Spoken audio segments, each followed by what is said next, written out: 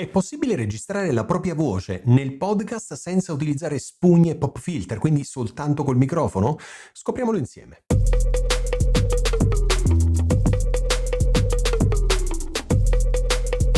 In questo video voglio dimostrarti come è possibile utilizzare un microfono senza utilizzare spugna e pop filter.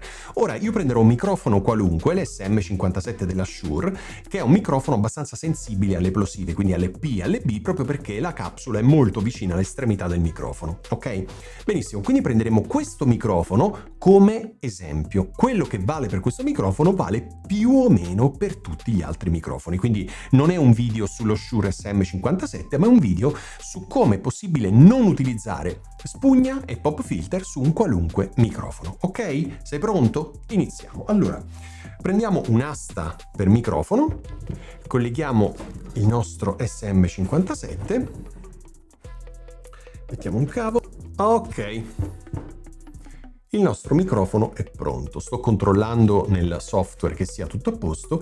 Adesso io sto parlando davanti al microfono ad una distanza di tot, saranno 3-4 centimetri, e sicuramente sentirai le plosive, le P e le B. Pizza, pizza, podcast, podcast, pizza, pizza, podcast, podcast. Ok?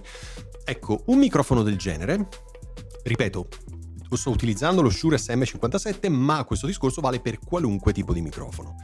Questo microfono, ricordiamolo, dinamico. Che cosa vuol dire dinamico? Che è meno sensibile rispetto a un microfono a condensatore ed ha uno spettro sonoro meno ampio rispetto al microfono a condensatore. Un microfono a condensatore, essendo più sensibile, prenderebbe ancora più rumori, ancora più suoni non voluti all'interno della stanza, mentre il microfono dinamico è molto più orientato sulla voce, essendo meno sensibile. Ok? Benissimo. Ora, io sto parlando in questo modo e questo non è, attenzione, non è il modo corretto di parlare nel microfono.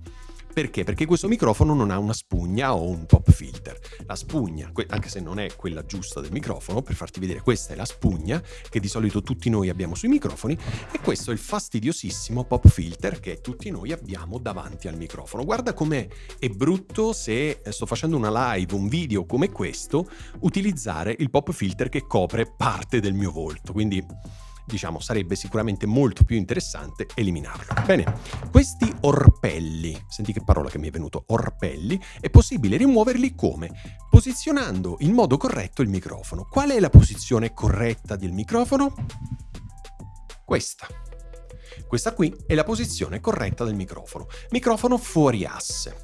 Ok? In questo modo, se io dico pizza, pizza, podcast, podcast, pizza, pizza, podcast, podcast, tu senti molto meno le plosive. Perché? Perché la mia voce, la grande forza della voce va dritta in questo momento.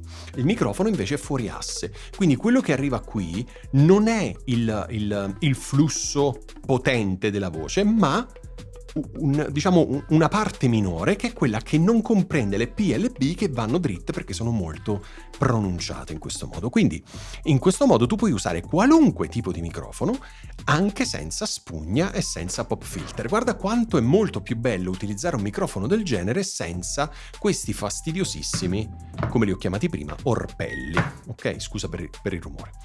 Ok, quindi ora io sto utilizzando quest'asta microfonica, avrei potuto utilizzare un braccio, avrei potuto utilizzare qualsiasi low profile della Elgato, quindi il braccio basso. Qualsiasi tipo di asta microfonica, braccio, come vuoi chiamare, va benissimo, quindi non devi per forza avere questo. Non è che se hai lo Shure SM57 con questa asta da scrivania si verifica la magia. Assolutamente no, ok? Quindi in questo modo, ora io l'ho messo così, potrebbe essere leggermente più alto, leggermente più basso, leggermente più spostato verso destra, verso sinistra. Non ho le cuffie per ascoltare in questo momento, ma sicuramente, perché ho fatto diversi test prima di fare questo video, sicuramente la voce che sta arrivando adesso è molto migliore rispetto alla voce che avevo all'inizio, quando avevo posizionato il microfono a 3 centimetri dalla mia bocca. Perché così vicino al microfono? Perché, come ti ho detto prima, questo è un microfono dinamico. I microfoni dinamici di solito sono molto vicini alla bocca, proprio per la questione della poca sensibilità di cui ti parlavo prima, mentre i microfoni a condensatore stanno anche a due mani di distanza. Ok? perché sono molto più sensibili. I microfoni a condensatore di solito si trovano negli studi di registrazione, dove non assorbono tutti i rumori di fondo. I microfoni dinamici sono più broadcast da un certo punto di vista, quindi molto più utilizzati per fare trasmissioni radio o comunque video di questo tipo. Ok?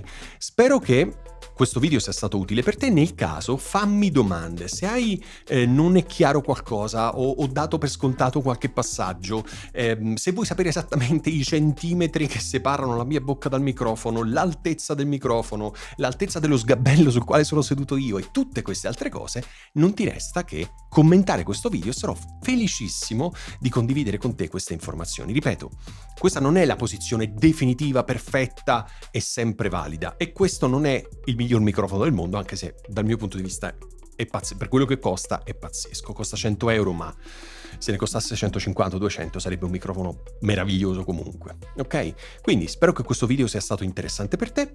Se hai domande, dubbi, curiosità, non esitare a contattarmi. In caso contrario, ci vediamo settimana prossima per un altro video. Ciao!